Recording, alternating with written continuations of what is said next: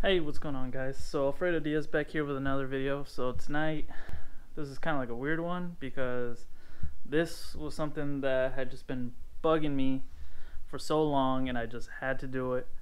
So it's just like kind of like one of those moments where you have an idea or just something that's been running through your mind of how you want to like change something on your build. This has been going through my mind almost and shortly after I built my Coyote the first time. I've always wanted to change it. So first thing was I did not like the way I routed my harness, and then the second one was I did not like how my fuel lines looked. It kind of just gave the engine bay a little bit too crowded feeling, and I wanted to clean it up some more and just get rid of some more of like anything that would just kind of like get in the way of other, maybe of like future items. So I first started off with the harness, and here I'll go ahead and just show you guys kind of how I already started routing it. So you can see that right now it's a little bit of a mess because I'm telling you, I just came in here and just started kind of ripping it out. Like I came in here to look at different ways I could run my fuel lines and maybe change them to the vibrant PTFE lines that I had, and then I noticed that to do it the right way, it would cost me about $200 in fuel lines, So I said, screw that. I'll see if I can work with what I got, and this is what I came up with. So before, I would actually run my harness through this hole, which leads to the inside, kind of like where the stock ECU used to go. My car just randomly had that hole, so I kind of just made it a little bit bigger, but now I can actually probably weld it up and actually seal it. So that's super bad if you want to be driving your car in the rain. And I've seen a lot of people drill a hole and put a grommet through their fender, through their wheel well. Just didn't like that. And then while working on Wayne's car and actually running on the red car, on the red Coyote swap car, I ran the harness differently, and I ran it through the firewall instead. And doing it that way, I just had to do it that way on my car. So I reran it through the firewall, and what I did was, so this hole right here is rounded, and I just cut straight back.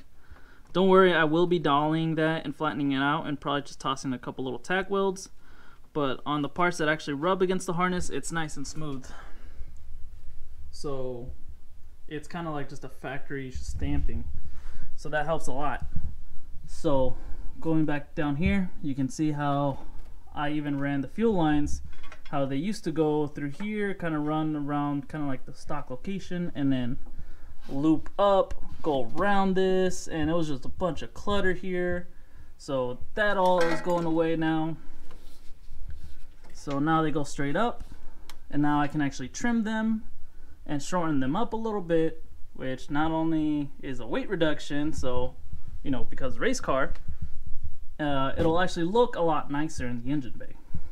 And then also with this harness, what I'll actually be doing is now I can actually tuck it up super high up there, and actually properly zip tie it up and run it along the fender and hook it up to the ECU. And then of course you got all your extra plugins. This is to the starter, so this has to come down. So that'll go to the starter. That'll probably get trimmed up some more.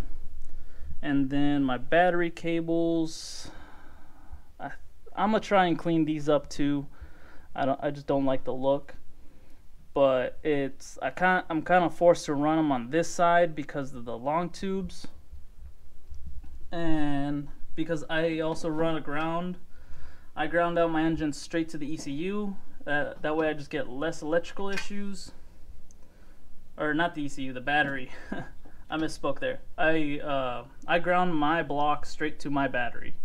So that if you do it that way, you just get less electrical issues. You get better starts. Overall, it's a lot better when you relocate your battery to the back. So I'm gonna go ahead, and since I'm burning the midnight oil, go ahead and zip tie all of these wires back up and maybe see if I could start kind of trying to find a good location for that ECU on how I'm gonna mount it. So I'm actually probably gonna go look online and see if I can find a nice fabricated piece that I could just probably tack weld and mount this up. So, or I don't know, maybe make something custom. I don't know yet. I know custom will probably be probably look a little bit better, or at least look a lot more custom, but I feel like the pre-made ones already look great and it shouldn't be hard to retrofit in. And in the meantime, I'm also gonna go ahead and just fix this. This is, I don't know what, this car's an 86, 34 years, 34, 44 years, no, 34 years of just wiring neglect and just oldness. I'm gonna go ahead and maybe clean this up too. Over here it's especially bad because my headlights did require some modification and I was in a hurry to get to a photo shoot and I kind of just tossed them in, but it's not the right way to do it. I'm gonna do it the right way. I'm gonna resplice those, properly wire them in, and just overall just get it done right.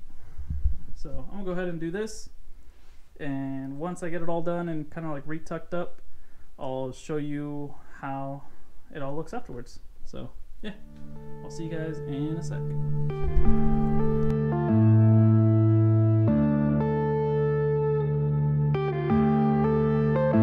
Yeah.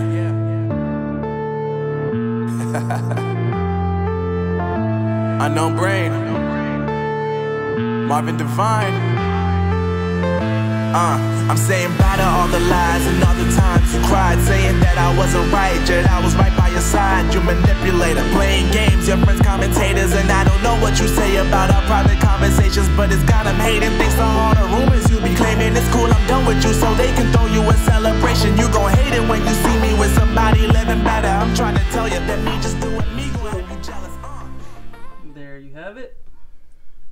Now, doesn't that just look so much more pleasing than all of this? All of this just like random wire. There you see like the old connector, all that. So what I ended up doing was I actually shortened up the wires. So there you see all this is actually the original wiring that had been spliced in the past before. I'm guessing because these connectors, they just see a lot of heat and they just wear down. Like you can see this one's been replaced and it's just crumbling apart, like the inside, the inside of that on the others, on the driver's side headlights, it's completely broken down just by the heat of the headlights. So that was a big reason why I went over to LED lights. It's less amp draw and less heat, so it will kill the connectors less, or just take a lot longer to kill these connectors. So here you can actually see how it's not even attached anymore. The center part's just completely missing. So I just went ahead and just cut all that out. Just pre-geared up, did some wire looming. I still have these that I gotta connect. These I think I'm gonna actually connect them to my side marker lights or my turn signals, because my headlights actually have a daytime running light, so it'll kind of give it a little bit of a sleepy eye look once those are connected. I'll see if maybe I can find a battery or something and actually show you guys how it looks, but for now I think I'm gonna go ahead and knock this side out, and if I can, I'll show you guys how those daytimes look. I think I got a battery jump pack somewhere that doesn't crank out too much amperage, and I can actually hook it up through there and hopefully not break the headlight. But alright, I'm gonna go ahead, knock this out, and I'll show you how it looks once it's all done. Cool. And we got it done. So that already looks 100 times better than it did before. You know, right here, this is just off the control pack, so I'm actually gonna wait on that to wire that in until the engine and the radiator is in. Same with the fan control wires. So this is off the control pack too. I may loom these up just to hide them, just because the orange just stands out so much. So probably just loom them up and then just kind of run them along down the tubes. Who knows, I may even, you know, get crazy and maybe drill into this lower tube and run them through the tube and poke out. I don't know. But yeah, so here I kind of temporarily connected the ECU. So that is probably going to be my next order of business on wiring side of things, and I think that's the last thing that has really bugged me, that wasn't really securely mounted. I mean, zip ties do hold really nicely, and it held through a snowstorm and through 1,000 miles straight continuous driving, a lot of autocross, a lot of drifting, a lot of roll racing, but I'd rather just have the peace of mind on that, just having something that's hard mounted. But overall, I think this engine bay is a lot nicer than what I had it before, and it's just the small details. It's the little things that you just kind of just gotta put effort into. Here, this hose, of course, is gonna run behind the engine, kind of be hidden underneath that pinch weld, and then run down the side. I don't know how I'm gonna do it yet to truly hide it, but it's black, so it hides a lot nicer than the stainless steel line. So something like that. So that's pretty much probably how it's gonna be ran. But overall, that alone looks 100 times better than what it did before. Less crowded, less cluttered, less, you know, just wiring mess. Again, down here, the harness is nice and tucked up high, away from the wheels. I gotta go pick up some P-clamps. It's late. It's like midnight right now. Like, I wasn't lying when it was just something that was bugging me. I couldn't even go to bed until I just did this. So, but overall, this whole area was just crowded with wires, and I just needed to get it done before the engine comes in. But yeah, so now we just got this little wire that goes to the starter. We could easily just kind of P-clamp it in with these lines and then just sneak it in there towards the starter. But yeah, so if you guys got any suggestions of what else you want to see on this build, you know, just comment down below. Let me know what you like, what you don't like. If you like the sound a lot better, let me know. I am trying a new mic on this GoPro. I'm thinking about even busting out my other camera. I do have a Canon that I was thinking about maybe shooting with that. If you have any suggestions, let me know. You know, comment, like, subscribe if you like what you see. And yeah, so with that, I don't know what else to say, so I think I'm just gonna go ahead and end the video here, and I'll catch you guys on the next one. Okay, so I totally lied. That was not the end of the video. I did promise you guys that I was gonna show you how the lights looked, or the daytime running lights looked, once they were hooked up. So I kind of noticed it. I missed this part while I was editing the video, so I rushed back out here and decided to wire everything up. It's like, I think like 1 or 2 in the morning, I don't know.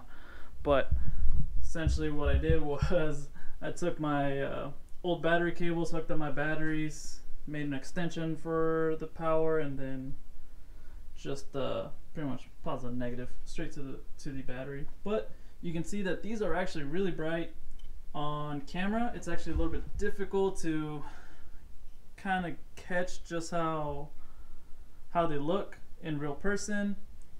The closest thing I could come with is using this little piece of welding shield glass. So there you can actually see the LEDs. That's how it kind of looks in person. It just looks like a solid little beam, and it'll actually be pretty badass to have all 4 wired up so that they're on constantly, like while the car's running, like during the day or maybe like late at night, kind of sundown. So I'm super stoked how those actually look. This is actually the first time me even seeing them on, because I don't know, I just never really bothered to wire them up. So with that, now I'll actually see you guys on the next video. If you like the lights, let me know. They're trucker lights off Amazon, so it's actually really nice having a 4-eye sometimes, because you can try out some crazy lights Unlike the arrow nose, where it has to be like the arrow nose specific lights, like these actually come off of a semi, out of all things. So if it's good enough for a semi, it's good enough for a Fox. And yeah, I'll catch you guys on the next one. Let me know how you guys like the lights and how'd you like the wiring job that I made. So catch you later, guys.